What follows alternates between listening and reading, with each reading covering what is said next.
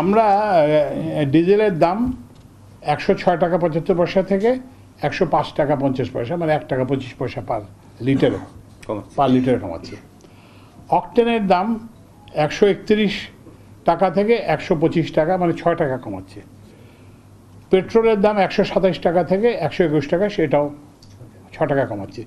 তো আপনারা বলছেন যে অকটেন পেট্রোল এগুলো তো মানে বড় লোকরা ব্যবহার করে, তো এদেরটা 6 টাকা কমালে এটার কারণ হচ্ছে কি যে এগুলোর পরিমাণ খুব কম, তো ওই জন্য এটা কমালে এটা খুব একটা ইম্প্যাক্ট হয়। কিন্তু ওখানে ওই 1 টাকা 25 পয়সা কমাতে আমাদের যান বেড়ে গেছে আর কি।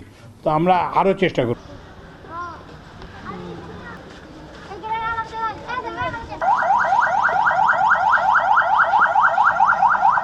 ভাই দিয়েন না ভাই,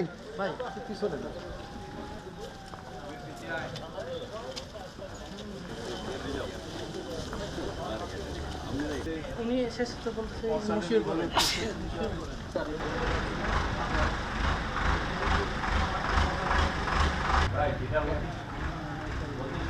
লাভ বেশি, এটা করতে হবে।